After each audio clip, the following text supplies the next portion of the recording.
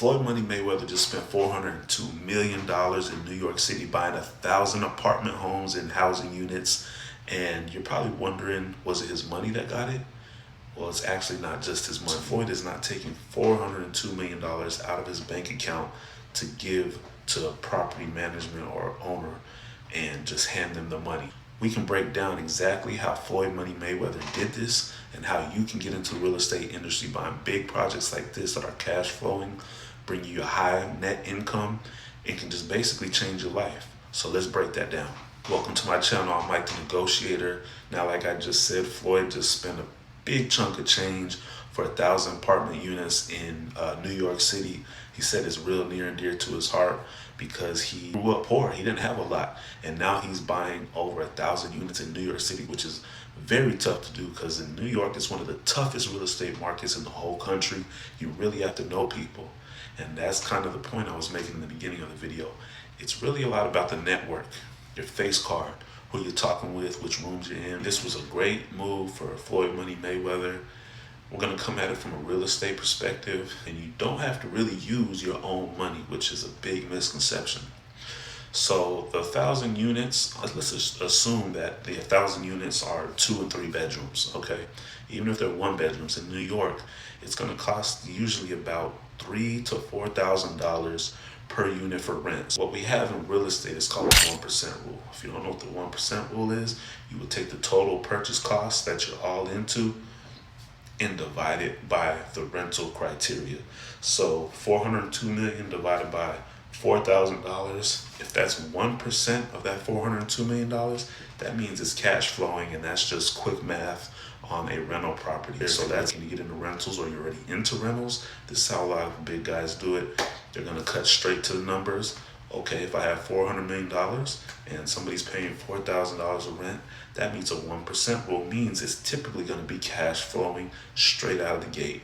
So that's a very big plus for his market. There are multiple ways to get into real estate. You don't have to be a multi-millionaire, almost billionaire, to buy a lot of real estate such as Floyd Mayweather. Getting into real estate, I suggest 3 ways. Number 1, which I teach and talk a lot about on my channel, is wholesaling real estate, which means you don't really have to have any money to start. You just need to find a motivated seller who's looking to sell their property.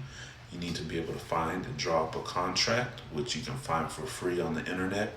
And then you need to find a buyer, someone who flips properties, and they're able to come in, buy the contract from you as the middleman, as the broker of the deal, and you get paid for the purchase of the contract in between. So if a motivated seller has a house sold for $100,000 and you have a buyer who's willing to spend $120,000 because they need a new project to flip, you would make that $20,000 in between by selling the rights to the contract to that end buyer. You don't need a license, you don't need too much experience, and you don't even really need any money to start getting into it. The second way I could suggest getting into the real estate game would be to get into flipping properties. So if you're somebody who may have a corporate job, or you have some money saved up, or even if you have a property that you live in now and you like to fix it up, you would want to be able to take equity or get a hard money loan from a hard money lender or a private lender, which may be a friend or family member, someone in your family circle,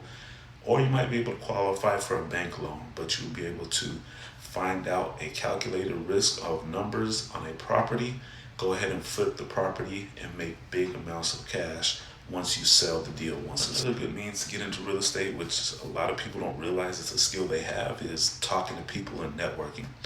If you're good at, let's say you're a project manager or controlling situations or connecting people, if you're able to find people that need to flip properties, but you know someone who has a lot of money, and you're able to kind of combine the two where you can raise the capital for someone to flip a property, you'll be able to basically broker funding deals to have people get into real estate. So that way you're learning what a deal is, and you're learning how the funding works, and you're putting a matchmaker on that, and now you're in the real estate game getting paid while you learn. So those are 3 easy ways that I suggest getting straight into real estate. I brought up Floyd Mayweather's purchase to let you guys know that this is attainable, and it all has to do with people you know and how you network.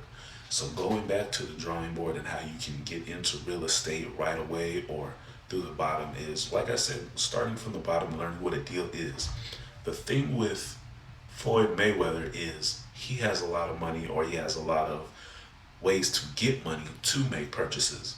People with a lot of money, the one thing they want to do is make their money multiply. They want to keep growing their money. They hate having money just sitting on the sideline. If anybody has any type of wealth, they want to put it into real estate or some type of investment that's going to put a return on their money. Opportunities are far and few in between.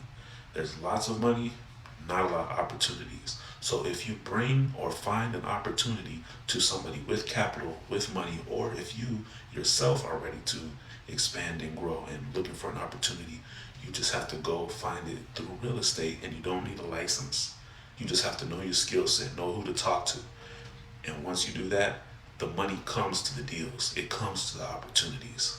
Let's unpack that right now. So Floyd Money Mayweather, if you don't know, he's already into real estate and has been, and he's particularly been into New York real estate. He actually owns, he said on an interview a couple of years ago, he owns or has invested into 9 skyscrapers, one of them being the tallest skyscraper in New York City. He has other properties that he's already invested into.